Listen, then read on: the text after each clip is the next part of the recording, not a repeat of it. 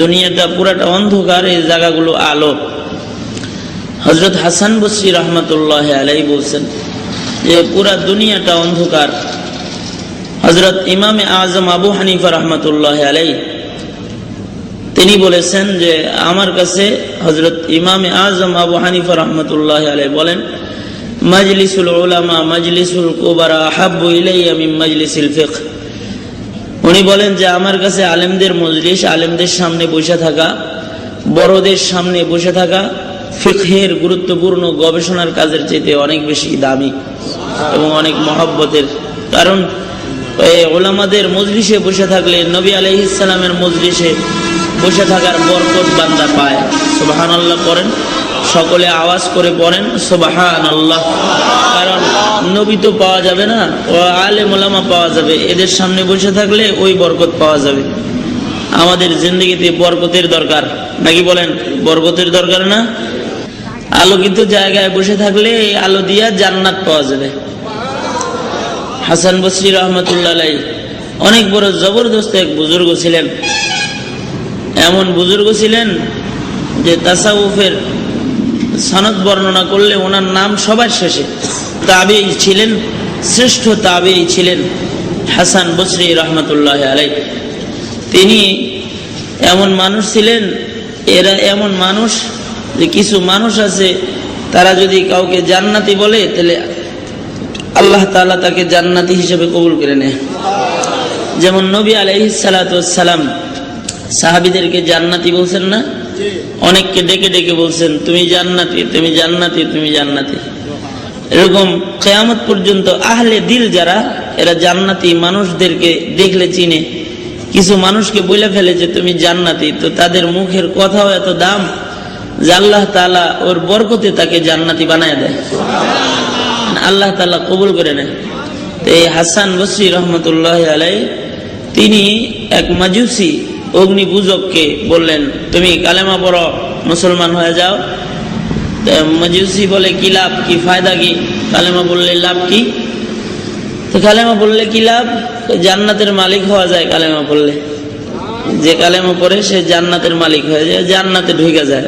আলান নবী সাল্লাল্লাহু আলাইহি ওয়াসাল্লাম, ক্বালান নবী সাল্লাল্লাহু আলাইহি ওয়াসাল্লাম, মান ক্বালা লা ইলাহা ইল্লাল্লাহ দাখালাল জান্নাহ।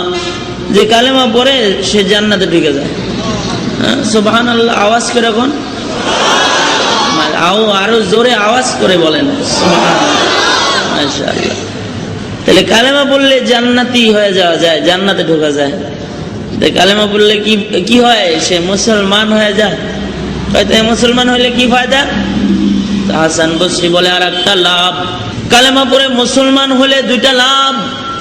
একটা লাভ আল্লাহ তাআলা জান্নাত দিয়ে দেয়, আর একটা লাভ ইসলামের ভেতরে ঢোকার আগে যে সকল পাপাচার সে বান্দা করেছে, আসমানের মালিক মাওলায় বান্দায় ইসলামের ভেতরে ঢোকার সাথে সাথে তার পিছলি জিন্দেগির সব গুনাহগুলোকে মাফ করে দেয়। আল ইসলামু ইয়ানহাদিমু মা কানা ক্বাবলাহু, ইসলাম তার পিছনের সকল অপরাধকে ক্ষমা করায় দেয়, মাফ করায় দেয়। হ্যাঁ, একটা হলো জান্নাতের মালিক হয়ে যাবে, আর একটা পিছনের সব গুনাহ মাফ হয়ে যাবে। দুইটা লাভ। আগন্তুক বলে হুজুর মুখে কইলে হবে না, মুখে না বলে আপনি এটাকে কাগজের মধ্যে লিখে দেন, দলিল দেন, লিখে দেন। লিখে হাসান বসরি নিজে লেখা দিলে লোকটা কালেমা পড়বে। হাসান বসরি বলে কলম দাও। হযরত হাসান বসরির হাতে কলম দেওয়া হইলে কাগজের মধ্যে লিখলেন আল্লাহ। লিখে দিলে বান্দায় নাকি কালেমা পড়বে। লিখলাম তোমার নবী বলছে কালেমা পড়লে জান্নাতে ঢুকে যাওয়া যায়। সে কালেমা পড়তেছে, তাইলে আমি লিখলাম সে জান্নাতে ঢুকে গেছে। ইয়া আল্লাহ, তোমার বন্ধু বলছেন ইসলাম কবুল করলে পিছনের সব গুনাহ মাফ হয়ে যায়। আল্লাহ, সে ইসলামের ভেতরে ঢুকে পড়েছে। মালিক, আমি লিখে দিতেছি তুমি তার জিন্দেগির সব গুনাহ মাফ করে দিছ। লিখে দিছে। বলতেছে ঠিক আছে হাসান, আমি কালেমা পড়ে নিলাম। কালেমা পড়ে মুসলমান হয়ে গেছে। কাগজে লিখে দিছে কলম হাতে নিয়া, আল্লাহ এই কালেমা পড়ছে, তার গুনাহ তুমি মাফ করে দিছ, লিখে দিছি। জান্নাত দিয়ে দিছো, এটাও লিখে দিছি। ইসলাম কবুল করে মুসলমান হয়ে গেছে। তো মাজুসি বলে, ও হাসান এবার আমাকে কালেমা পড়ায় দেন। হাসান বসরি কালেমা পড়ায় দিলেন। আল্লাহর বান্দা কালেমা পড়ে মুসলমান হয়ে গেল। এবার আল্লাহর বান্দা কয়, ও হাসান এই যে কলম দিয়ে লিখছেন একটা লেখা, এই আপনার কলমের লেখাটা আমার কাছে অনেক দাম। আপনি যে কলম দিয়ে আমাকে জান্নাতের সনদ দিচ্ছেন গো হাসান, এই কাগজের লেখাটা আমি আপনার কাছে আমানত রাখলাম। আপনি এই কাগজখানা আপনার কাছে আমানত রেখে দেন। আমি শামউন যদি মরে যাই, তাহলে আমার একটা ওসিয়ত আর দাবি আপনার কাছে, আপনি আমার জানাজার নামাজের ইমামতি করবেন। আপনার বরকতি হাত দিয়া ও হাসান আপনি আমাকে কবরের মধ্যে নামায় দিবেন। ও হাসান কবরে নামায় যখন উঠা চলে আসবেন, কিছুই সাথে হবে না, সবাই মাটির চাপা দিয়ে আমাকে একা রেখে চলে আসবেন। ওই সময় ও হাসান আপনার কলমের লেখা এই কাগজখানা, জান্নাতের সনদখানাকে আমার কাফনের কাপড় উঠায়া কাফনের কাপড়ের ভেতরে আপনি দিয়ে দিবেন। ও হাসান আপনার কলমের লেখা এই কাগজটা আমার জান্নাতের দলিল। হাসরের ময়দানেও আমি এই কাগজ লইয়া আল্লাহর কাছে দাঁড়ায় বলবো, ও মালিক দেখো তোমার বান্দা হাসান বসরি তার কলম দিয়ে আমাকে জান্নাতি লিখে দিছে। মালিক তুমি কিন্তু আমাকে জাহান্নামের আগুনে জ্বালাও না, আল্লাহ তুমি আরো মাফ করে দাও। ওই রকম একজন দামি মানুষ ছিলেন হাসান বসরি, আমানত রাখলেন। কিছুদিন পরে মাজুসি মারা গেল। হাসান বসরি রহমতুল্লাহ আলাইহি জানাজার নামাজ পড়াইলেন, কবরের ভিতরে নামাইলেন, উঠে চলে আসলেন, কাগজের টুকরাটা কাফন উঠায় ভিতরে ঢুকায় দিলেন। ওয়াদা দিছে। কিছুদিন পরে স্বপ্ন যোগে হাসান বসরি দেখতেছে আল্লাহর জান্নাতে ঘুরে। আল্লাহর পেয়ারা তো, আল্লাহর পেয়ারারা এরকম দেখে, যে যা কল্পনা করে তাই দেখে। সারাদিন বেরিয়া পীড়িতের কল্পনা করছো, রাত্রে বেলায় পীড়িতালারে দেখছো। এরা সারাদিন আল্লাহর কল্পনা করে, জান্নাতের কল্পনা করে। তো আল্লাহ মাঝে মাঝে দেখায় যে চিন্তা করিস না, এই যে জান্নাত রেডি আছে, সুবহানাল্লাহ। আরো আস্তে কোন গুনাহ হতে পারে, জোরে চিল্লা এখন সুবহানাল্লাহ জোরে। অ্যালবামটি নিবেদন করছেন কলমে লেখা কাগজ প্রযোজনা প্রতিষ্ঠান, এটার দাম বিতান অডিও এন্ড তবে এটা যেন তেন কলম নয় বাবা, যার তার কলমের লেখা কিন্তু দাম নয়। কোরআনে হাকিমের একটা বরকতি সূরা, সূরার নাম সূরাতুল কালাম। এর প্রথম অংশ আপনাদের সামনে তেলাওয়াত করেছি। আল্লাহ তাআলা সূরাটা নাযিল করেছেন তার হাবিবের তাহারা, তার পবিত্রতা আর রিসালাতের বর্ণনা দিয়া।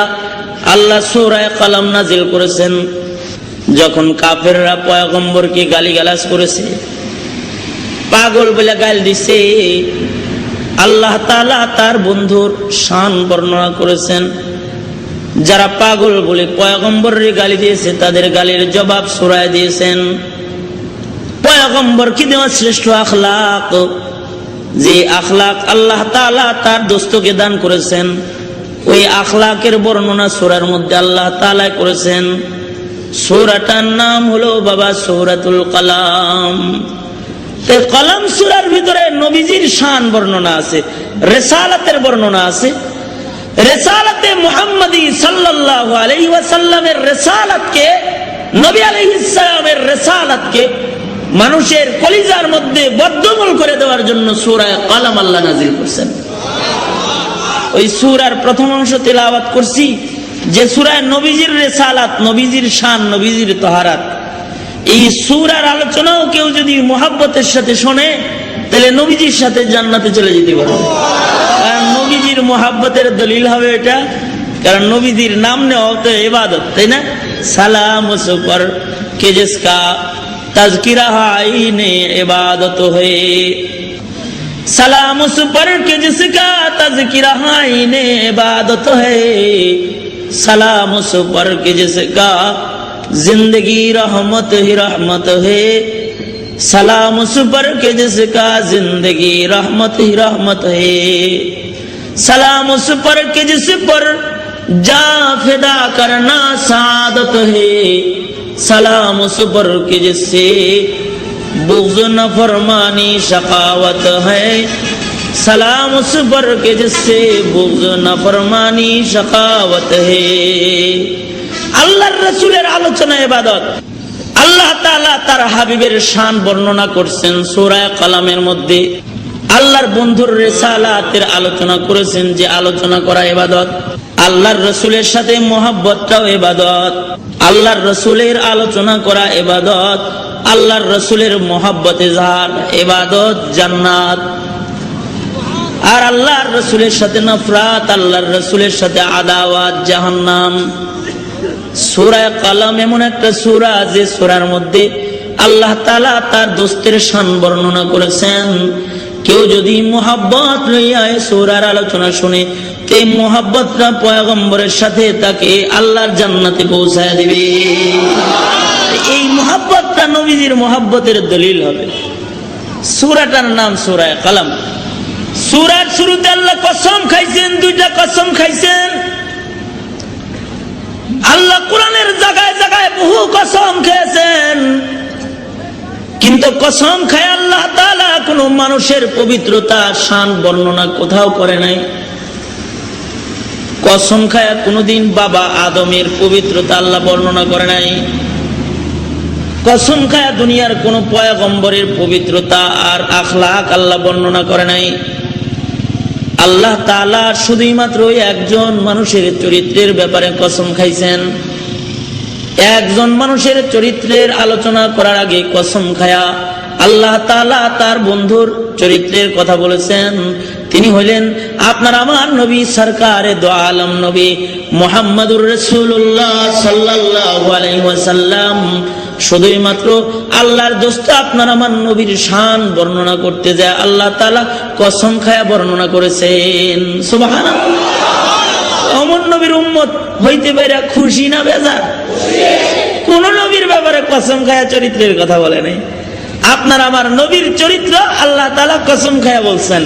জোরে আওয়াজ করে বলেন আলহামদুলিল্লাহ, আলহামদুলিল্লাহ। এমন নবীর উম্মত হইতে পারছে, আলহামদুলিল্লাহ। সূরার শুরু আল্লাহ তাআলা কসম করতেছেন, তবে কসমের আগে একটা অক্ষর আছে নুন। নুন ওয়াল কলামি ওয়া মা ইয়াসতুরুন।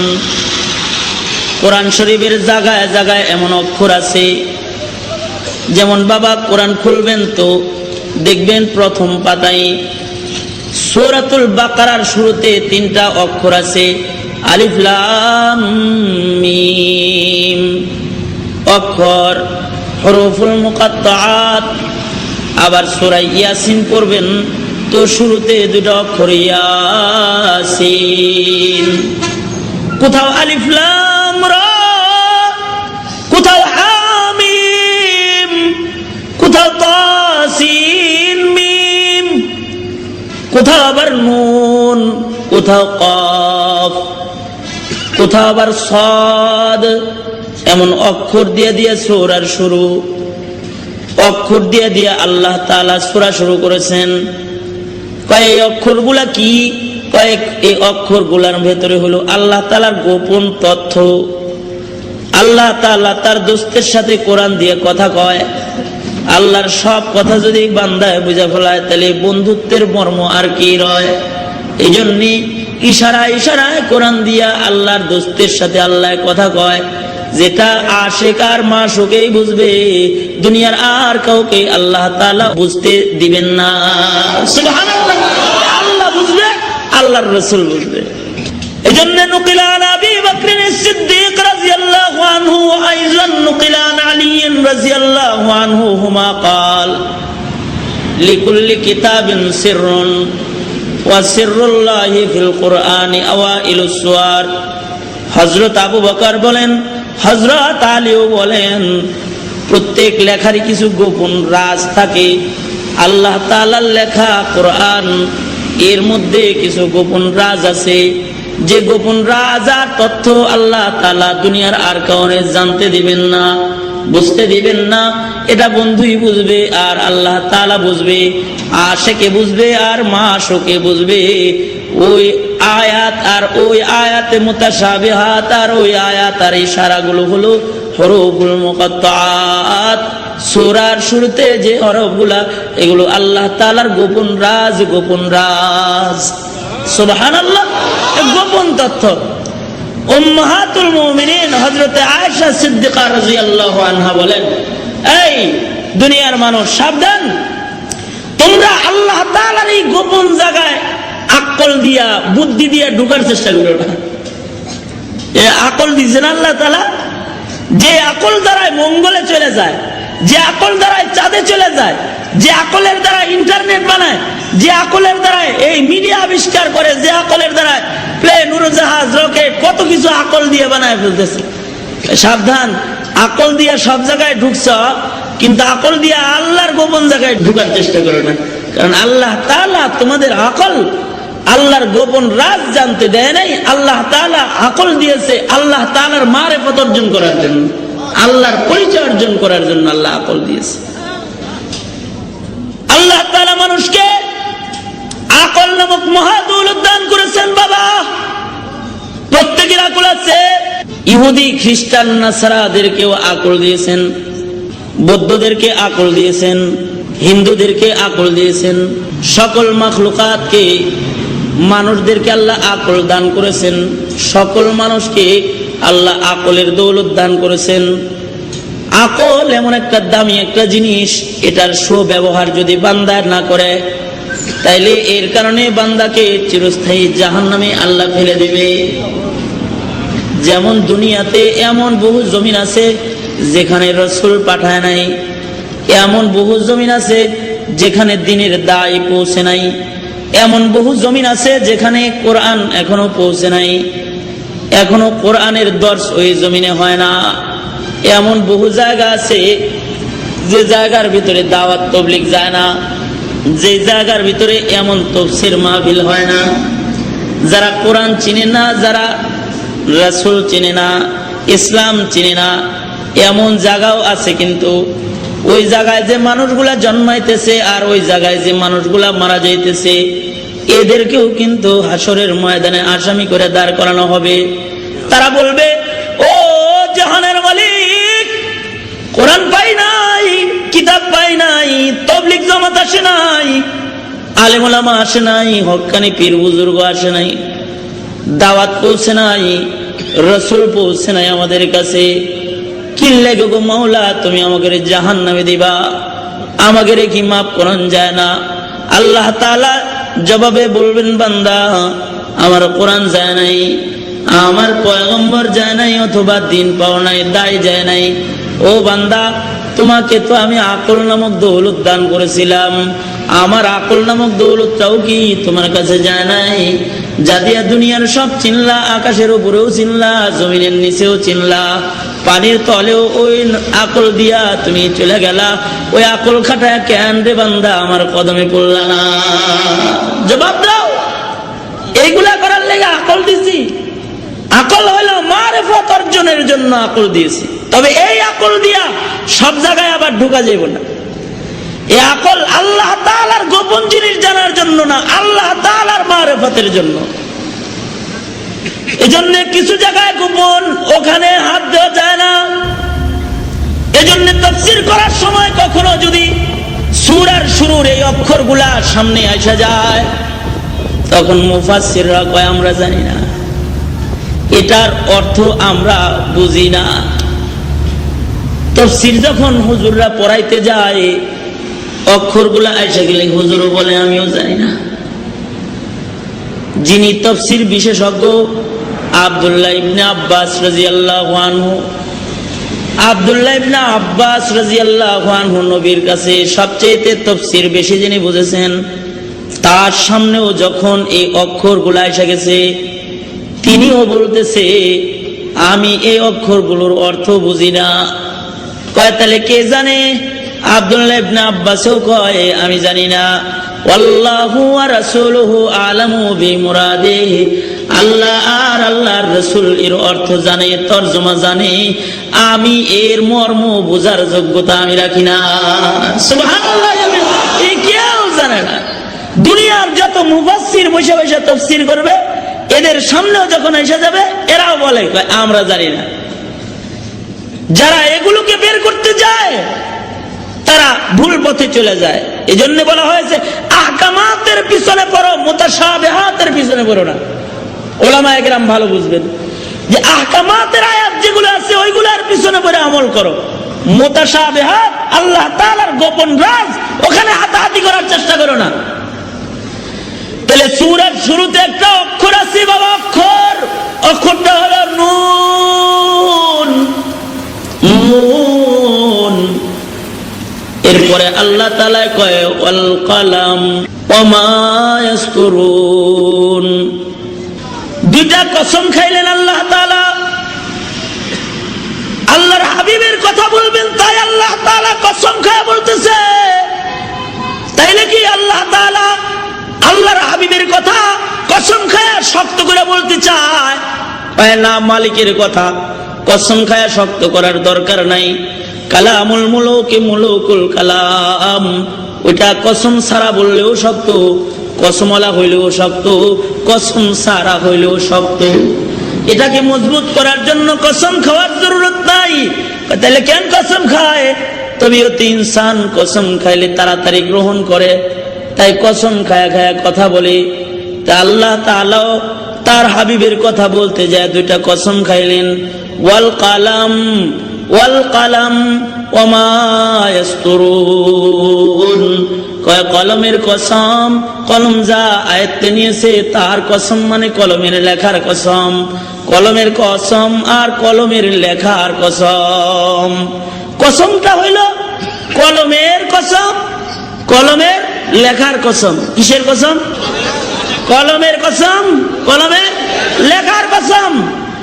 এই কলমের কসম আর কলমের লেখার কসম, এই কসমটা আল্লাহ তাআলার কাছে যত দামি, অত দামি কোন কসম পুরা কোরআন শরীফের ভিতরেও নাই। এই কসমটা আল্লাহ তাআলার কাছে সবচেয়ে দামি। সুবহানাল্লাহ, জোরে বলেন, জোরে বলেন সুবহানাল্লাহ। এই জন্যই দামি কসমটা দামি পয়গম্বরের শান বর্ণনা করতে যায় বলছেন দামি কসম।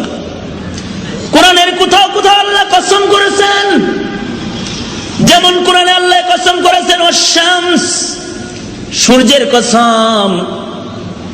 আবার কোথাও কয় ওয়াল কামার, চাঁদের কসম। কোন জায়গায় আবার বলে ওয়াদ-দুহা, দুহার কসম। ওয়াল ফাজর, ফজরের কসম। আবার কোথাও বলে ওয়াত-তিন, তিনের কসম। ওয়াজ-জাইতুন, জাইতুনের কসম। কোথাও কয় ওয়াল আসর, ওয়াল আসর, কালের কসম। কোথাও বলে ওয়াল লাইল, রাত্রির কসম।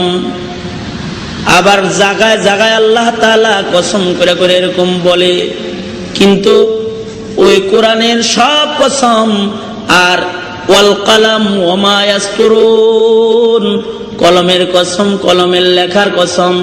কয় কোরআনের সব কসম একদিকে, এই দুইটা কসম আর একদিকে।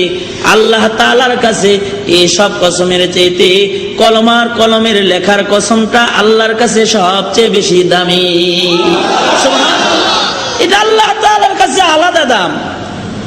কলমের কসম খাইছে, কলমটা আল্লাহ তাআলার কাছে একটা দামি কলম আছে। কলমটা দুনিয়ার মানুষ দেখেই নাই এমন একটা কলম আছে। কারণ মানুষ ওই কলমটা দেখবে কেমনে? দুনিয়া ওই সময় আল্লাহ বানাই নাই। পৃথিবী সৃষ্টির 50,000 বছর আগে আল্লাহ একটা কলম বানাইছিল। দুনিয়া সৃষ্টির 50,000 বছর আগে। কোত্থেকে দুনিয়া সৃষ্টির 50,000 বছর আগের কথা কেমনে এলো? নবীর মাধ্যমে পাওয়া গেল, রসুলে আরবির মাধ্যমে পাইলাম। নবীজি তো এমন আলেম ছিলেন, আল্লাহর রসুল আপনার আমার নবী এমন জ্ঞানী ছিলেন, এমন এলেমওয়ালা ছিলেন, যার কাছে পৃথিবী সৃষ্টির আগের এলেমও আছে, জান্নাতের ভেতরে এলেমও আছে, সকল এলেম, আউয়ালের এলেমও আছে, আখিরের এলেমও আছে। নবী আলাইহিস সালাতু ওয়াস সালাম দুনিয়ার মানুষের মধ্যে সবচেয়ে বড় আলেম, কারণ এলেম নামক দৌলতটাকে আল্লামা শেখ সাদি রহমাতুল্লাহ আলাইহি বড় সুন্দর করে বলেছেন। আল্লামা শেখ সাদি কয় আল্লাহ তাআলা এলেমের মহাসাগরটাকে 100 ভাগ করেছেন, 100 ভাগ কইরা 99 ভাগ এলেম আল্লাহ তাআলা নিজের জন্য রেখেছেন, আর 1 ভাগ এলেমকে বাইর কইরা আইনা এই 1 ভাগ এলেমকে আবার আল্লাহ তাআলা 100 ভাগ করেছেন। এই 100 ভাগের 99 ভাগ এলেম আল্লাহ তাআলা আল্লাহর দোস্তরে দিয়ে দিয়েছেন, আর 1 ভাগ এলেম তামাম নবী তামাম মানুষের মধ্যে বন্টন করে দিয়েছেন। তাইলে দুনিয়ার মধ্যে সবচেয়ে বেশি এলেম ছিল আপনার আমার নবী মুহাম্মদুর রাসূলুল্লাহ সাল্লাল্লাহু আলাইহি ওয়াসাল্লামের। এইজন্য ক্বালান নবী সাল্লাল্লাহু আলাইহি ওয়াসাল্লাম, ক্বালান নবী সাল্লাল্লাহু আলাইহি ওয়াসাল্লাম উতিতু ইলমাল আউয়ালিন ওয়াল আখিরিন। রাসূল কয় আউয়ালিন আখিরিন এর সব এলেম আল্লাহ তাআলা আমি পয়গম্বরের দান করেছি। সুবহানাল্লাহ। দুনিয়ার বানানোর আগের এলেম আছে নবীজির কাছে। এই জন্য নবী আলাইহিস সালাতু ওয়াস সালাম, আরে মানুষের কাছে কি প্রথম কি বানাইছে তাই আছে, নবীজির কাছে আছে কি বানাইছে। মানুষে কয় প্রথম বানাইছে হলো রাসূলের নূর, এটা কয় মানুষে জাল হাদিস। একটা জাল হাদিসকে নবীজির নিসবতে ফাইলা মানুষে ওয়াজ করে, কয় রাসূল কইছে নাকি এই কথা যে আল্লাহ তাআলা আমার নূর সবার আগে বানাইছে। না, রাসূল কয় অন্য কথা, সহিহ হাদিস। রাসূল বলে না না, আল্লাহ তাআলা যখন আমার নূরও বানায় নাই, আমাকেও বানায় নাই, আদমও বানায় নাই, হাওয়াও বানায় নাই, আসমানও বানায় নাই, জমিনও বানায় নাই, দুনিয়ার কোনো কিছু যখন আল্লাহ বানায় নাই, ওই সময় আল্লাহ তাআলা একটা কলম বানাইছে। আল্লাহর প্রথম সৃষ্টি হলো একটা কলম। ক্বালান নবী সাল্লাল্লাহু আলাইহি ওয়াসাল্লাম আউয়ালু মা খালাকাল্লাহুল কলম। তবে ওই কলম, এই মিয়া তোমার হাতের কলমের মতো কলম না, ওই কলমটা আজব একটা কলম। ওই কলমের ভেতরেও কালি আছে, দুনিয়ার কলমেও কালি আছে, কিন্তু দুনিয়ার কলম আর একজনে ধইরা লিখতে হয়, আর ওই কলমটা এমন একটা কলম যেটা আর একজনে ধইরা লেখা লাগতো না, কলমটা একা একাই লিখতে থাকতো। সুবহানাল্লাহ, একাই লেখালেখি করতো এটা। আবার কলমটা আল্লাহর সাথে কথা বলতো। আল্লাহু আকবার, জোরে বলেন আল্লাহু আকবার। কলমটা আল্লাহর সাথে কথা বলতো। কলম রে আল্লাহ বলে, ও কলম উকতুব উকতুব। নবীজি হাদিসে পাকে বলতেছে, রাসূল বলে আল্লাহ কলমেরে বলেছে কলম তুমি লেখো। কলম আল্লাহর সাথে কথা কয়। কলম কয় মাজা আক্তুবু, আল্লাহ গো আমি কি লিখবো তুমি কয়ে দাও, তুমি বলে দাও মওলা, বলে দাও। আল্লাহ কয় কেন, বলে তুমি এলেম দিছি না ভিতরে তোর পেটে, লিখতে থাক। কি লিখবি? কয় সব মাখলুকাতের তাকদীর লিখে ফেল। মুহাদ্দিসিন হযরতরা বলেন ওই কলমে তাকদীর লেখা আরম্ভ করে দিল। ওই কলমে আদমের তাকদীর লিখলো, নূহের তাকদীর লিখলো, ইব্রাহিমের তাকদীর লিখলো, ইসমাইল, ইসহাক, ইয়াকুবের তাকদীর লিখলো, সকল পয়গম্বরের তাকদীর লিখলো, মুসা হারুনের তাকদীর লিখলো আলাইহিমুস সালাম, সকল পয়গম্বর আলাইহিমুস সালামের তাকদীর লিখলো। শুধু কি তাই, মুফাসসিররা কয় এই আসমানেরও তাকদীর লিখলো, জমিনেরও তাকদীর লিখলো, আকাশের তাকদীর লিখলো, সূর্যের তাকদীর লিখলো, চন্দ্রেরও তাকদীর লিখলো, গাছের তাকদীর লিখলো, মাছের তাকদীর লিখলো, জমিনের নিচে কি আছে জমিনের তাকদীর লিখলো, কোন দিন জমিন থেকে কি বাইর হবে তা লিখলো, জমিনের কোন জায়গা থেকে কি বাইর হবে তা লিখলো, জমিনের কোন অংশে কি ফসল হবে তা লিখলো। এভাবে করে একটা পিপিলিকার তাকদীরও সে লিখে ফেললো। যা কিছু আছে সকল কিছুর তকদির লিখলো। চাঁদের তকদির লিখলো, চাঁদ জীবনে কয়বার উঠবে আকাশে, কবার অর্ধেক আলোকিত অবস্থায় উঠবে, কবার পুরা আলোকিত অবস্থায় উঠবে, কয়বার অন্ধকার দেখা যাবে, সূর্য কয়বার উদয় হবে, কয়বার ডুবে যাবে, কতবার কোন কোন খাত দিয়া সূর্য উদয় হবে, সূর্য জীবনে কয়বার গ্রহণ লাগবে, চাঁদ জীবনে কয়বার গ্রহণ লাগবে, কোন পিপিলিকার জন্ম মৃত্যু কোন জায়গায় হবে, ওই কলমে এগুলো ছাড়ে নাই। সকল মাখলুকাতের তকদির লিখেছে, সকল মানুষের তকদির লিখেছে, আপনার আমারও তকদির লিখেছে। আপনার আমার তকদির ওই কলমে লিখেছে। ওই কলমে তাওরাত লিখেছে, ওই কলমে জাবুর লিখেছে, ওই কলমে ইনজিল লিখেছে, ওই কলমে কোরআন লিখেছে, ওই কলমে 100 খান সহিফাও লিখেছে। সকল কিছু কলমে লিখেছে। সকল তকদির লেখাও শেষ। আল্লাহর কুদরত, কলমের কালিও শুকায় গেছে, কলমও শেষ। জাফাল কালাম, তকদিরও শেষ, কলমও শেষ, সমান সমান হয়ে গেছে গা। সুবহানাল্লাহ। ওই কলমটা দুনিয়ার মানুষ দেখেই নাই। ওইটা একটা কলম। এই যে কলমে যে জিনিসগুলা লেখলো, ওই কলমটা কিন্তু আল্লাহর কাছে একটা দামি কলম। কলমে যে জিনিসগুলা লেখলো, এই কলমের লেখা পাল্টান যাবে না বেটা। দুনিয়ার কলম দিয়া লেখা, দুনিয়ার লেখা আগুনে পুড়ায় দেওয়া যায়। দুনিয়ার কলমের লেখার উপরে ফ্লুইড মারা যায়। দুনিয়ার কলমের লেখা উলো পোকা দিয়া খাওয়াই যায়। কিন্তু ওই কলম দিয়া আল্লাহ যে তকদির গুলা লিখছে, আর তাকদীরু লা ইয়ারুদ্দু, এর একটা অক্ষর আর পরিবর্তন হবে না। এগুলো যেভাবে লিখেছে ওভাবেই থাকবে। তকদির যার যেভাবে লিখেছে লৌহে মাহফুজে ওইভাবে থাকবে। এই কলমের লেখাটা তাহলে পাওয়ারফুল লেখা, দামি লেখা, কারণ এটার মধ্যে দামি কিতাব আছে, দামি আখলাক আছে। এ কলম দিয়া তাওরাত, জবুর, ইনজিল, কোরআন সব লেখা হয়েছে। সব লেখাগুলোকে লৌহে মাহফুজে সংরক্ষণ করা হয়েছে। এই লেখাগুলোরও অনেক দাম। তাই আল্লাহ তাআলা কলমের কসম খাইতেছেন, কলমের লেখার কসম খাইতেছেন। আল্লাহ তাআলা দামি দুইটা জিনিসের কসম খায়া আল্লাহ তাআলা কয়, মা আনতা বিনিয়ামাতি রব্বিকা বিমাজনুন।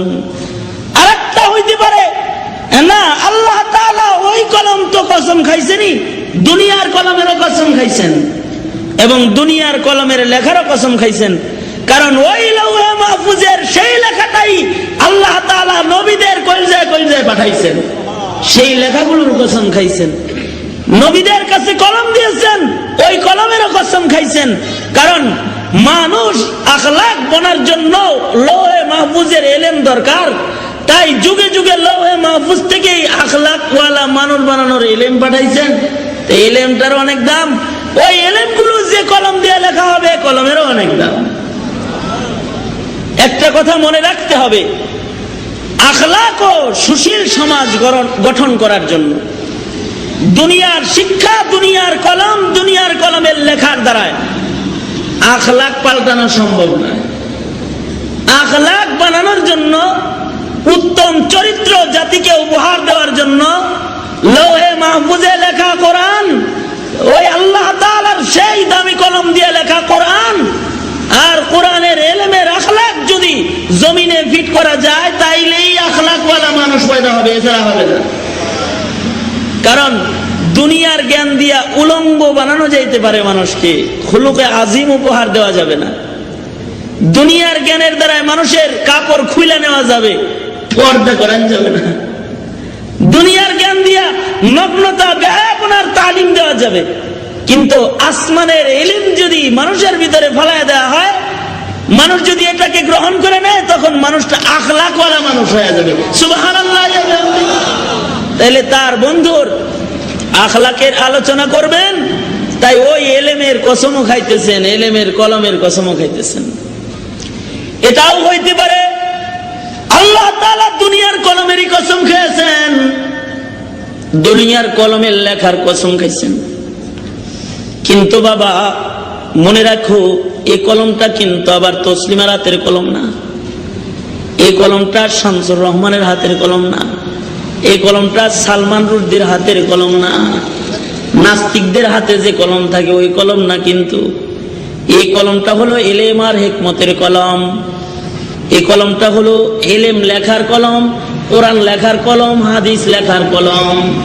এই কলমটা অনেক দামি। এই জন্য মাদ্রাসায় যখন ছাত্ররা ভর্তি হয় তখন আসাতে যায় কেরাম মুরব্বীরা ওয়াজ করে, বাবা ভালো করে কলম দিয়ে লেখাপড়া করো, কারণ তোমাদের কলমের দাম আল্লাহর কাছে অনেক বেশি। ও ছাত্র, তোমার হাতে যে কলমটা রয়েছে ওই কলমের কালি আল্লাহ তাআলার কাছে শহীদ শহীদ বান্দার শাহাদাতের যে তাজা খুন, যুদ্ধের ময়দানের ও তাজা খুনের চাইতে আল্লাহ তাআলার কাছে তালিবুল ইলমের হাতের কলমের কালির দাম অনেক বেশি দামি। সুবহানাল্লাহ, এই কলম অনেক দামি, কিন্তু এই কলমটা হবে ইলমের কলম, হিকমতের কলম। যেই কলমটার কথা আল্লাহ তাআলা কোরআনের শুরু ভাগেই একেবারে যখন কোরআন নাজিল করেন তখন বলতেছে আল্লাহ তাআলা লৌহে মাহফুজের ইলমটা দুনিয়ায় পাঠাইতেছে তার দোস্তের কাছে, কোরআন নাজিল করতেছেন তার বন্ধুর কলবে। কেন? মক্কার লোকদের আখলাক পাল্টানোর জন্য। মক্কার লোক সব আবু জেহেল, আবু লাহাব, উতবা সাহেবার মতো সব আল্লাহর দুশমন হয়ে গেছে গা, সব মূর্তি পূজা আরম্ভ করেছে, মদ পানে অভ্যস্ত হয়ে গেছে গা, জেনা ব্যভিচার করা আরম্ভ করেছে, অপরাধ আর পাপাচার দিয়ে মক্কা নগর ভরে গেছে গা। এবার মানুষগুলো বদ আখলাকের হয়ে গেছে গা। এই মানুষগুলার মধ্যে আখলাক ফিরাই দিতে হবে। কিভাবে আখলাক ফিরাইবেন?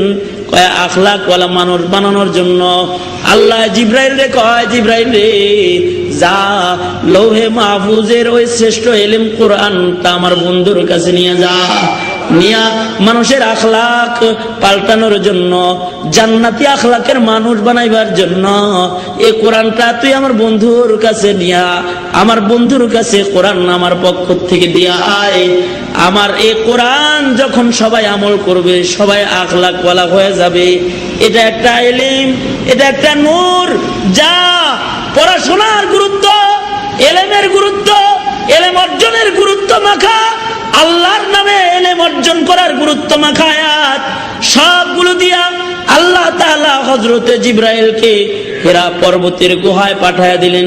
হযরতে জিব্রাইল আমিন হেরা পর্বতের গুহায় চলে আসলেন, রাসূল আরবির কাছে আসলেন। আয়েশা হযরতে জিব্রাইল এবার আল্লাহর পক্ষ থেকে কোরআনের আয়াতগুলো পুরা পুরা শোনাইতেছে। বন্ধু পাঠাইছে তার দোস্তের কাছে যে কোরআন, ওই কোরআনের প্রথম আয়াতগুলোর মধ্যেও একটা কলমের কথা আছে বাবা। ওই কলমটা হলো আল্লাহ তাআলার কাছে একটা দামি কলম, যে কলম দিয়া কোরআন হাদিস লেখা হয় ওই কলম, ওটা আল্লাহ তাআলার কাছে অনেক দামি কলম। আল্লাহ তার বন্ধুর কাছে আয়াত পাঠিয়ে দিলেন। সূরা আলাকের ওই আয়াতগুলা, ইকরা বিসমি রাব্বিকাল্লাযী খালাক, খালাকাল ইনসানা মিন আলাক, ইকরা ওয়া রাব্বুকাল আকরাম আল্লাযী আল্লামা বিল কলম, আল্লামাল ইনসানা মা লাম ইয়ালাম। আল্লাহর রাসূলের কাছে যেই ইলম আর হিকমতের কলমের কথা আল্লাহ তাআলা বললেন, আল্লাহর রাসূল ওরকম একটা কলম সাহাবীদের হাতে তুলে দিয়েছিলেন। আল্লাহর রাসূল আল্লাহ যে কলমের কথা কোরআনের শুরুতে বলেছে ওই রকম একটা কলম আল্লাহর রাসূল আবু হুরায়রার হাতে তুলে দিয়েছিলেন হাদিস লেখার জন্য। ওরকম একটা দামি কলম হযরতে আব্দুল্লাহ ইবনে আব্বাসের হাতে তুলে দিয়েছিলেন তাফসীর লেখার জন্য। একটা দামি কলম আব্দুল্লাহ ইবনে মাসউদের হাতে তুলে দিয়েছিলেন ফিকহ শাস্ত্র লেখার জন্য। ওইরকম একটা দামি কলম পর্যায়ক্রমে হযরত ইমামে আজম আবু হানিফার হাতে এসেছে। হযরতে ইমামে মালিক যে কলমের দ্বারা লেখালেখি করেছে, হযরতে আহমদ বিন হাম্বল, হযরত ইমাম শাফি যে কলমের দ্বারা লেখালেখি করেছে, যেই কলমের দ্বারা ইমাম বুখারী শরীফ লিখছে, যেই কলমের দ্বারা ইমামে মুসলিম শরীফ সংকলন করেছে, যেই কলমের দ্বারা ইমাম তিরমিজি শরীফ লিখেছে, যে কলমের দ্বারায় ইমাম নাসাই শরীফ লিখেছে, যে কলমের দ্বারায় ইবনে মাজা লিখেছে, যে কলমের দ্বারায় হযরত ইমাম মুহাম্মদ, ইমাম আবু ইউসুফ সহকারে অসংখ্য অগণিত মুজতাহিদ উলামায়ে কেরাম যারা মুজতাহিদে মুতলাক ছিলেন, তারা যে লেখালেখিগুলা কোরআন হাদিসের গবেষণাগুলা যে কলমের দ্বারা করেছে বাবা, এই কলমটার কিন্তু আল্লাহর কাছে অনেক দাম। কারণ এই কলম যতদিন থাকবে আসমান ততদিন আল্লাহ রাখবে। এই কলম যেদিন থাকবে না, এই কলমের লেখা শরীয়ত যেদিন দুনিয়ায় তালাশ করে পাওয়া যাবে না, সাজ সজ্জিত এমন দুনিয়া আল্লাহ তাআলা 1 সেকেন্ডের জন্য আর রাখবে না। বলবে ইসরাফিল দুনিয়ার হায়াত শেষ, তুমি বাঁশি বাজায় দাও, দুনিয়া হালাক হয়ে যাক। নাউযুবিল্লাহ। ওই যে কলম, ওই কলমটা আমাদের আকাবিরদের কাছে আসছে। এই বাবা, পর্যায়ক্রমে ওই কলমটাই ওলিউল্লাহ মুহাদ্দিস দেহলভীর হাতে এসেছে, ওই কলমটাই আব্দুল আজিজ মুহাদ্দিস দেহলভীর কাছে এসেছে, ওই কলমটাই পর্যায়ক্রমে দারুল উলুম দেওবন্দির কাসিম নানতুবির হাতে এসেছে, ওই কলমটাই ইয়াকুব নানতুবি রহমাতুল্লাহি আলাইহির হাতে এসেছে। ওই রকম একটা কলমই পর্যায়ক্রমে আকাবির বুজুর্গদের হাতে, আনোয়ার শাহ কাশ্মীরির হাতে আসছে। ওরকম কলমই মাহমুদুল হাসান দেওবন্দির হাতে আসছে। ওরকম একটা কলমই হোসাইন আহমদ মাদানির হাতে আসছে।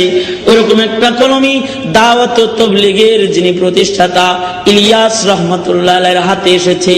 ওরকম একটা কলমই শাইখুল হাদিস জাকারিয়া রহমাতুল্লাহ আলাইহির হাতে এসেছে। ওরকম একটা কলমই বাংলার হাফিজজি হুজুরের হাতে এসেছে। ওরকম একটা কলমই শামসুল হক ফরিদপুরীর হাতে এসেছে। যেরকম কলম আবু হুরায়রার হাতে নবী দিয়েছিল, যেরকম কলম ওই ইবনে আব্বাসের হাতে পয়গম্বর দিয়েছিল, ওরকম একটা কলমই শামসুল হক ফরিদপুরের হাতে এসেছে। ওরকম একটা কলমই শাইখুল হাদিস আল্লামা আজিজুল হকের হাতে এসেছে, যে হাতের দ্বারা বুখারী শরীফের বঙ্গানুবাদ হয়েছে। ওরকম একটা কলমই আকাবির উলামায়ে দেওবন্দের হাতে এসেছে। ওরকম একটা কলমই এই মাদ্রাসায় আছে, যেই মাদ্রাসায় কোরআন পড়ানো হইতেছে। ওরকম একটা কলম কওমি মাদ্রাসা সহকারে, আলেম উলামা সহকারে তাদের কাছে যে কলমটা আছে, কোরআন লেখার কলম, হাদিস লেখার কলম, এই কলমটা আল্লাহর কাছে কিন্তু অনেক দাম। এই কলম যতদিন থাকবে, এই কলমের লেখার উপরে ইনসান যখন চলবে, ইনসানগুলা সব খুলুকে আজিম পয়গম্বরের যোগ্য উম্মত হয়ে যাবে। সুবহানাল্লাহ। এজন্যই অ্যালবামটি নিবেদন করছেন ইসলামী প্রযোজনা প্রতিষ্ঠান বকার দোকান। এই কারণেই কিন্তু এই কলমটাকে কাফের মুশরিকরা মিটায় দিতে চায়। মাদ্রাসায় কলম আছে, কালি আছে, তবে এটা এমন কলম, এমন কালি, এটা যদি জমিনের মানুষের কাছে পৌঁছে যায় তবে লাল চামড়ার গোষ্ঠীরা আর বেহায়াপনা করতে পারবে না। এজন্য এগুলোর পিছনে লাগছে। ঠিক কিনা? জোরে আওয়াজ দিয়ে বলেন, আরো জোরে বলেন, ঠিক কিনা? জোরে বলেন। এ কারণে উলামায়ে কেরামদের উপরে খ্রিস্টানরা কড়া নজর রাখে, ইহুদিরা কড়া নজর রাখে।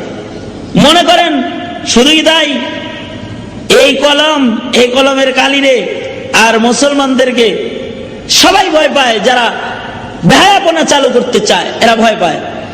এরা আস্তে আস্তে এই জন্য স্কুল কলেজে যতটুকু ছিল এগুলোকে সরায় দেওয়ার চেষ্টা করতেছে। মানে একটা প্রাইমারি শিক্ষা অর্জন করে ছেলে, কিছু কলমের কালি ছিল যার দ্বারা আল্লাহ শিখা যায়, যার দ্বারা নবী চিনা যায়, যার দ্বারা সূরা ফাতিহা পড়া যায়, এটাও বের করে দিতেছে। কারণ কি? কারণ হলো এগুলো যে আখলাক বানায় ফেলবে। এই আখলাক যদি মুসলমানদের ভিতরে এসে যায় তাহলে তো আর বেহায়ার মতো ঘুরাইতে পারবে না। মুসলমানদের ভিতরে যদি এসে যায় তাহলে তো তাদের হাতে পিস্তল তুলে দিতে পারবে না। ঠিক কিনা? যারা বলেন, তাদের ভিতরে যদি এসে যায় তাদের দিয়ে সন্ত্রাস লালন করাইতে পারবে না। এই কারণে এই কলমকে বন্ধ করার এক চক্রান্ত ইহুদি খ্রিস্টান নাসারারা করতেছে। এই জন্য আল্লাহ তাআলা হইতে পারে শরীয়ত আর ইলম ও হিকমতের কলমের কসম করে কথা বলতেছে, কলমের লেখার কসম করে আল্লাহ তাআলা কথা বলতেছে। আল্লাহ দুইটা কসম খায়া বলতেছে, ও বন্ধু কাফের মুশরিকরা আপনাকে পাগল কয়, আমি আল্লাহ কসম খায়া বলতেছি আপনি পাগল নয়। মা আনতা বিনিয়ামাতি রাব্বিকা বিমাজনুন, মা আনতা বিনিয়ামাতি রাব্বিকা বিমাজনুন। ও বন্ধু, আমার নিয়ামতে আপনি পাগল না। আমি আল্লাহ কসম করে বলতেছি আপনি নন পাগল, আপনি হলো আমার নিয়ামতওয়ালা। সব নিয়ামত তো আমি আপনারে দান করেছি। মুফাসসিররা বলে কি কি নিয়ামত দিছে, কয় সৌন্দর্যের নিয়ামত তাও পুরাটা দিছে। এর চাইতে সুন্দর মানুষ দুনিয়ায় আর আল্লাহ বানায় নাই। ইলমের নিয়ামত দিছে, যত ইলম আল্লাহ এই বন্ধুরে দান করেছে আর কাউকে দেয় নাই নিয়ামত। মুজিজা দিয়েছে, যত মুজিজা মুহাম্মদুর রাসূলুল্লাহকে দিয়েছে দুনিয়ার আর কাউকে দেয় নাই, আর কোন পয়গম্বরকে দেয় নাই। নবী আলাইহিস সালাতু ওয়াস সালামকে যে নিয়ামত দিয়েছে দুনিয়ার আর কাউকে এমন নিয়ামত দেয় নাই। কয় বন্ধু আপনি তো আমার নিয়ামত পাইছেন, আপনি পাগল নন। ওরা কয় পাগল, আমি আল্লাহ বলতেছি আপনি নিয়ামতওয়ালা। আল্লাহ নিজে কসম খায়া কাফেরদের গালির জবাব দিতেছে। আবার আল্লাহ তার বন্ধুরে বলতেছে, বন্ধু ইন্না লাকা লাআজরান গায়রা মামনুন। ওরা আপনারে গালিগালাজ করতেছে, এর বেহিসাব প্রতিদান আমি আপনার লেগে রেডি করে রাখছি। মুফাসসিরিনে কিরাম বলেন আল্লাহর রাসূলকে পাগল বলে গালি দিয়েছে, আল্লাহ তাআলা যেমন কসম করে গালির জবাব দিয়েছে, কিয়ামত পর্যন্ত আল্লাহর রাসূলের আদর্শে একদল মানুষ চলবে যারা সুন্নতকে ভালোবাসবে, যাদের কাছে মসজিদের প্রথম কাতারটা প্রিয় হবে, যাদের কাছে শেষ রাত্রিতে ওইটা জিকির করাটা প্রিয় হবে, পাগড়ি মাথায় দিয়ে আল্লাহ আল্লাহর নামের জিকিরে চলাফেরা যাদের কাছে প্রিয় হবে, সকাল সন্ধ্যা আল্লাহর নামের জিকির করা তাদের কাছে প্রিয় হবে, সুন্নতের আমল তাদের কাছে প্রিয় কাজ হবে, মানুষের দ্বারে দ্বারে দিনের কথা বলা তাদের কাছে উত্তম কাজ হবে। তারা আল্লাহ আল্লাহর রাসূলের পথে চলবে কিয়ামত পর্যন্ত। আল্লাহ আল্লাহর রাসূলের পথে যারা চলবে, ওই একদল যেই দলটা আল্লাহর রাসূলকে গালি দিয়েছিল, ওই দলের রক্তের ছাপ কিয়ামত পর্যন্ত কিছু দুশমনদের গায়ে পড়ে যাবে।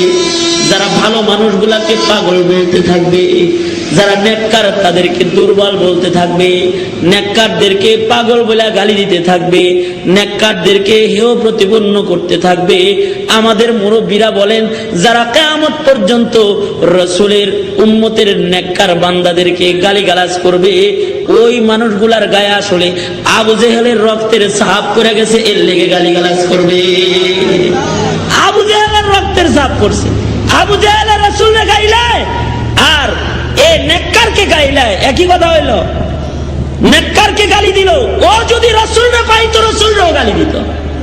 যারা গালি খাবে, এই বাবা আপনারা যারা দিনের কাজ করেন, যেমন মাহফিলে বয়ে রয়েছেন, কিছু আছে বুদ্ধিজীব, এরা পাশ দিয়ে যায় আর কয় আর কাম পায় না, এনে শীতের ভিতরে বয়ে রয়েছে পাগল বলতে বলতে যায়। যদি এরকম গালি দেয় আর কাজ পায় না, এটা করে সেটা করে। রব কাকে বলা হয়? আল্লাহর রাসূল কোথাও বসে থাকলে ডান দিকে বাম দিকে মাসিরাতা শাহর, 1 মাস ঘোড়া দৌড়ের রাস্তা, ডানে বামে সামনে পিছনে আল্লাহর রাসূলের উপস্থিতির একটা প্রভাব পড়ে থাকতো। আল্লাহর রাসূলের উপস্থিতির একটা ভয় মানুষের কলিজার মধ্যে থাকতো। ঠিক তেমন করে এই নিয়ামতটা আল্লাহ তাআলা উম্মতে মুসলিমাকেও দান করেছেন। ও যুবক ভাই, তুমি কলেজে পড়তে পারো কিন্তু তোমার মুখে কিন্তু কালেমার আওয়াজ আছে। তুমি স্কুলে পড়তে পারো, তোমার মুখে কিন্তু কালেমা আছে। এই কালেমার একটা প্রভাব আছে, মুসলমানের কলিজার ইমানের একটা প্রভাব আছে, এটা নিয়ামত। এই নিয়ামত যাদের দেওয়া হয়েছে তারা পাগল না, ইমানের নিয়ামত যারা পায় নাই ওরাই আসলে পাগল। আল্লাহ তাআলা কয় বুঝা যাইব মইরা ল বুঝতে পারবি, ফাসাতুবসিরুনা ওয়া ইউবসিরুন। এরা পাগল না তোরা পাগল, মইরা গেলে বোঝা যাবে আমার হাবিব পাগল নাকি আবু জেহেল তুই পাগল। মইরা ল একাই টের পাওয়া যাবি কি পাগল। সুবহানাল্লাহ, মর না টের পাওয়া যাবি। কারণ নিয়ামত দেওয়া হয়েছে, নিয়ামত ওয়ালারা কি পাগল হয় নাকি? আল্লাহর রাসূলকে নিয়ামত দেওয়া হয়েছে, সে কি পাগল নাকি? মুসলমান মুমিনকেও নিয়ামত দেওয়া হয়েছে, তারাও পাগল না। যেমন ও কালেমাওয়ালা, তোমার কলিজার মধ্যে ঈমানের দৌলত আছে, এর একটা ভয় কাফেরদের ভিতরে আছে। এই যে একটা ভয়, এটা রোগ, এটা নিয়ামত। যেমন আল্লাহর রাসূল বলে, জুইলাত লিয়াল আরদু কুল্লুহা মাসজিদাও ওয়া তাহুরা। আল্লাহর রাসূল কয়, তাম দুনিয়ার জমিন আল্লাহ তাআলা আমার জন্য মসজিদ বানায়েছে, আপনার আমার জন্য নিয়ামত। জমিনের যেখানে দাঁড়ায় 2 রাকাত নামাজ পড়বেন, ওই জায়গায় আল্লাহ তাআলা আপনার সাথে দিদার করবেন, নিয়ামত। গনিমতের মাল হালাল করেছে, নিয়ামত। শাফাত দান করেছে, আল্লাহর নিয়ামত। আল্লাহর রাসূল আল্লাহ শাফাতে কুবরা দিছে, আর ওরা কয় পাগল। আল্লাহ কয়, রাসূল গো, আপনাকে আমি শাফাতে কুবরার নিয়ামত দান করেছি, আর ওরা কয় আপনাকে পাগল। আপনি যতক্ষণ পর্যন্ত শাফাত না করবেন, ততক্ষণ পর্যন্ত জান্নাতের দরজা খুলবে না। আপনি পাগল নন, আপনি শাফাতওয়ালা, আপনি নিয়ামতওয়ালা পয়গম্বর। ও বাবা, শুধু কি রাসূলকে শাফাত দেওয়া হয়েছে, এই উম্মতের আলেমদেরকেও আল্লাহ শাফাত দিয়েছে, হাফেজে কোরআনদেরকে শাফাত দিয়েছে। শাফাত করে করে পিতামাতাকে জান্নাতে নিতে পারবেন, নিয়ামত। আলেম উলামা নিয়ামত, শুহাদা নিয়ামত। এত সব নিয়ামত দিয়ে পরিপূর্ণ করেছে। নেককারদের মাঝেও নিয়ামত আছে, রাসূলের মাঝে যে নিয়ামত ছিল, ওই নিয়ামতের ওয়ারাসাত উলামাদের ভিতরেও আছে, নেককারদের ভিতরেও আছে। তাই রাসূলকে যারা পাগল বলতো, আল্লাহ কয়, মা আনতা বিনিয়ামাতি রাব্বিকা বিমাজনুন। ঠিক কিয়ামত পর্যন্ত আল্লাহর রাসূলের ওয়ারাসাতের নিয়ামত যারা পেয়েছে, এদেরকেও এক শ্রেণীর লোকেরা গালি দিবে। আল্লাহ তাদের ব্যাপারেও বলে, না, আমার বন্ধু পাগল না, বন্ধুর অনুসারীরাও পাগল না। খুব তাড়াতাড়ি বুঝবা কে পাগল, যারা গালি দাও খুব তাড়াতাড়ি টের পাইবা কে পাগল। কে বন্ধু, আপনি পাগল নন, তাই আপনারে আমি কি দান করেছি? আপনাকে আমি চরিত্র দান করেছি। ইন্নাকা লাআলা খুলুকিন আযীম। ও বন্ধু, নিশ্চয়ই নিশ্চয়ই আপনি সর্বোত্তম চরিত্রের অধিকারী পয়গম্বর। আপনাকে চরিত্র, সর্বোত্তম চরিত্র দান করেছি, খুলুকে আজিম দান করেছি। আল্লাহর রাসূলকে খুলুকে আজিম দেওয়া হয়েছে। খুলুকে আজিম কাকে বলে বাবা? খুলুক 3 প্রকার: খুলুকে হাসান, খুলুকে করিম, খুলুকে আজিম। খুলুকে হাসান, খুলুকে করিম, খুলুকে আজিম। হাসান হইল, কেউ যদি কোনো আঘাত করে তাহলে ইনসাফ করে তার বদলা দিয়ে দেয়। कोई आगार बुराई करे तो बुराई से जवाब दे। একজন মানুষের ভিতরে ইনসাফ আছে এত বেশি যে কেউ যদি তাকে একটা ঘুষি দেয় তাহলে সে আর একটা ঘুষি দিয়ে দেয়। জুলুম করে না, 2 ঘুষি দেয় না, একটাই দেয়। কেউ যদি তার এক চোখে আঘাত করে সে এক চোখে আঘাত করে দেয়। ইনসাফ আছে, তাই এটা খুলুকে হাসান। আর একটা হলো খুলুকে করিম। কয় আঘাত পাইছে, পাল্টা জবাব দেয় না, সবর করে। কুকুরের কাজ কুকুর করেছে, কামড় দিয়েছে পায়। কুকুরের পায়ে কামড় দেওয়া কি মানুষের শোভা পায়? সে আঘাত করেছে, তাই বলে আমি আঘাত করব না, আমি সবর করলাম। ওই যে এই যে লোকটা সবর করে, এটা হলো খুলুকে কারীম। আর একটা হলো খুলুকে আজিম। কয় শুধু সবর করে না, কেউ যদি আঘাত করে তাহলে তার উপকার করা আরম্ভ করে দেয়।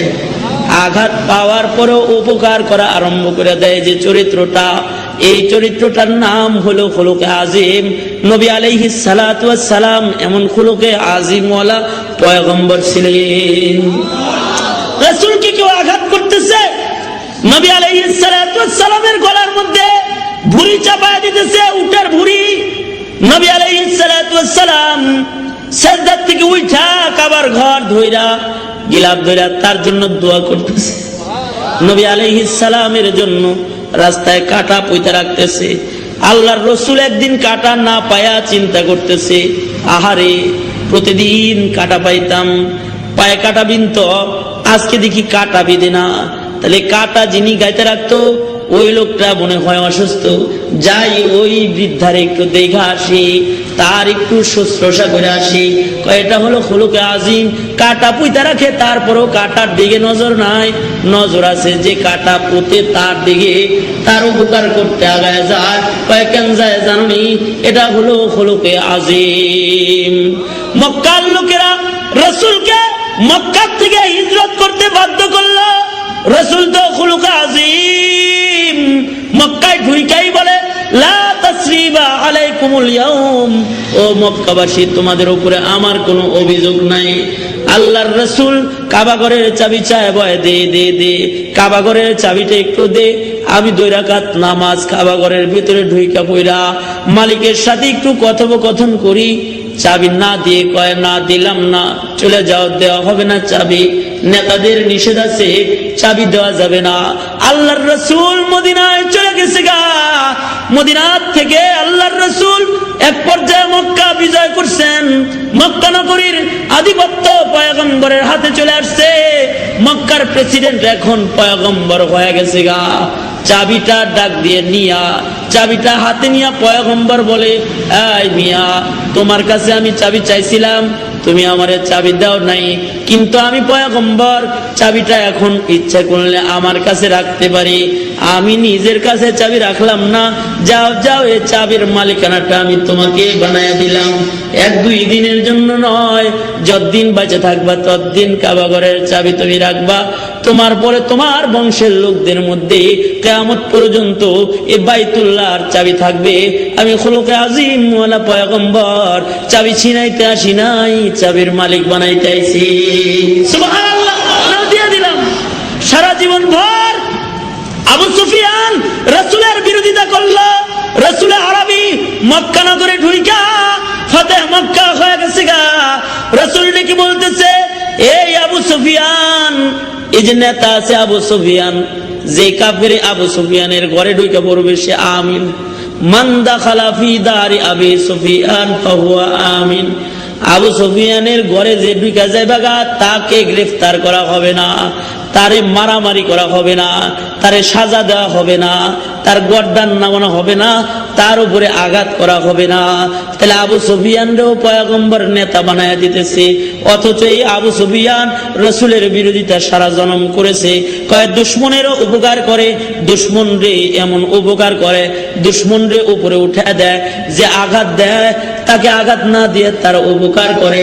এমন একটা আখলাক, এই আখলাকটার নাম হলো খুলুকে আজিম।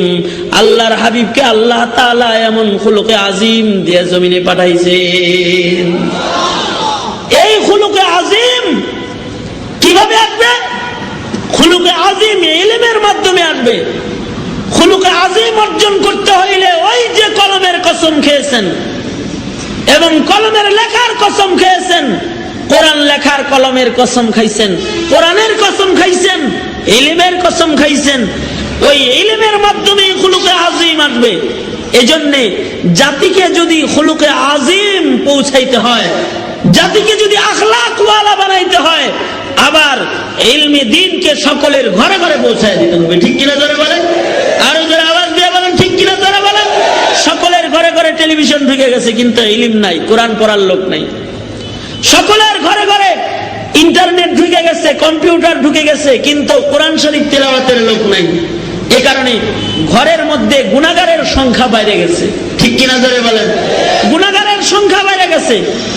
আমাদের এক মুরব্বী বলেছেন, মুরব্বীকে বলে আখলাক শিখার তরিকা কি, আখলাক আমি কেমনে অর্জন করতে পারি? মুরব্বী কয় আখলাক হলো সুন্নত, সুন্নতের উপরে আমল করা আরম্ভ করে দাও, আখলাক এসে যাবে। ঘরে ঘরে সুন্নত ঢুকায় দাও, ঘরে ঘরে সুন্নত ঢুকায় দাও, তাহলে আখলাক ওয়ালা মানুষ হয়ে যাবে। ঘরে ঘরে কাফের মুশরিকের রীতিনীতি ঢুকে গেছে গা, লাল চামড়াদের রীতিনীতি ঢুকে গেছে গা, খ্রিস্টানদের রীতিনীতি ঢুকে গেছে গা। এ কারণে ঘর থেকে আস্তে আস্তে আখলাক নেমে যেতেছে, সমাজ থেকে আখলাক হারায়া যাইতেছে, দুশ্চরিত্র মানুষের সংখ্যা বেড়ে যাইতেছে, পাপিষ্টের সংখ্যা বেড়ে যাইতেছে। আবার যদি আবেদ বাড়াইতে হয়, আল্লাহর গোলাম যদি আবার বাড়াইতে হয়, আবার যদি আল্লাহর গোলাম হইতে হয়, তাহলে আবার সুন্নতের রাস্তায় ফিরে আসো, তো আখলাকওয়ালা মুসলমান পয়দা হয়ে যাবে। আর এই আখলাক নবীর সুন্নাত আর রাসূলের রেখে যাওয়া ইলম, এটা মাদ্রাসায় আছে।